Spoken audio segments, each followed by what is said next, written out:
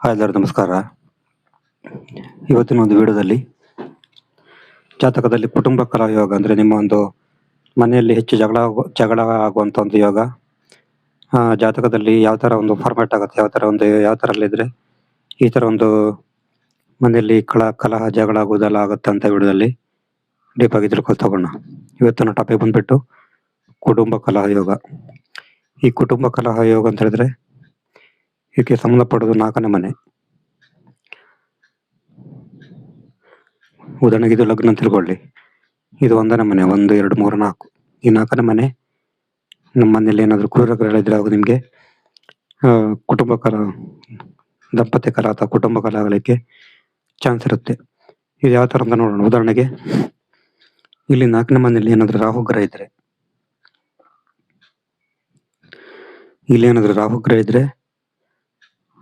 ಅಥವಾ ಇಲ್ಲೇನಾದರೂ ಮಂಗಳ ಗ್ರಹ ಇದ್ರೆ 4ನೇ ಮನೆಯಲ್ಲಿ, ಅಥವಾ ಇಲ್ಲೇನಾದರೂ 4ನೇ ಮನೆಯಲ್ಲಿ ಏನಾದರೂ ಕೇತು ಗ್ರಹ ಇದ್ರೆ,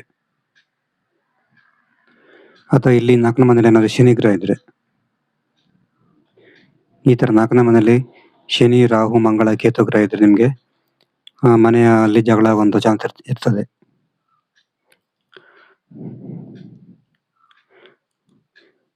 ಮತ್ತು ಪರ್ಟಿಕ್ಯುಲರ್ ಹೇಳಬೇಕಂದ್ರೆ, ಉದಾಹರಣೆಗೆ ಇದು 4ನೇ ಮನೆ ಆಗಿದ್ದು ಇಲ್ಲಿ ಏನಾದರೂ ಶನಿ ಗ್ರಹ ಇದ್ರೆ ನಿಮ್ಮ ಮನೆಯ ವಾತಾವರಣ ಒಂಥರ ಭಯದ ವಾತಾವರಣ ಇರ್ತದೆ. ಅಂದರೆ ಒಂಥರ ಶೀತಲ ಸಮರ ಅಂತಾರಲ್ಲ ಆ ಥರ ಇರ್ತದೆ 4ನೇ ಮನೆಯಲ್ಲಿ ಶನಿ ಇದ್ರೆ.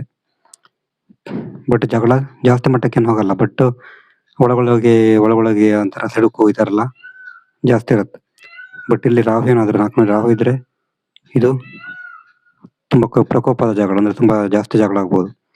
ಮತ್ತು ಇಲ್ಲಿ ಮಂಗಳ ಇದ್ರೂ ಕೂಡ ತುಂಬ ಹೆಚ್ಚಿನ ಮಟ್ಟಿಗೆ ಜಗಳ ಆಗ್ಬೋದು.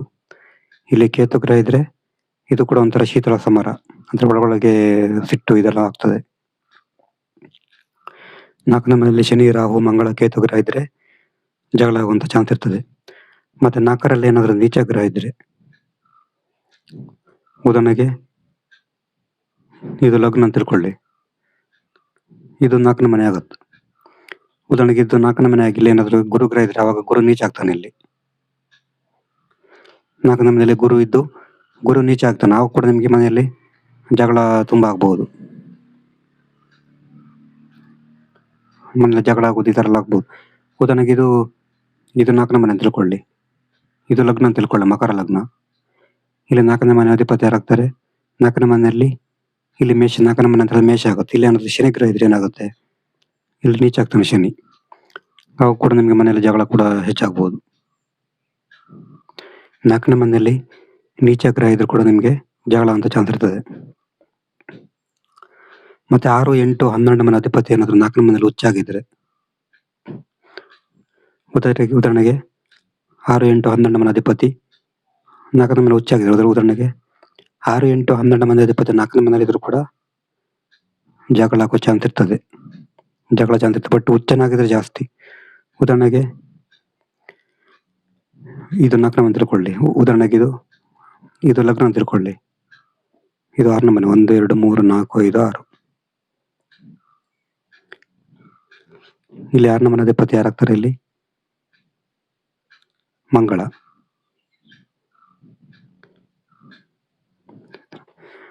ಅಂದರೆ 6, 8, 12 ಮನೆ ಅಧಿಪತಿ 4ನೇ ಮನೆಯಲ್ಲಿ ಹುಚ್ಚಾಗಿದ್ರು ಕೂಡ ನಿಮಗೆ ಜಗಳ ಆಗುವಂಥ ಚಾನ್ಸ್ ಇರ್ತದೆ.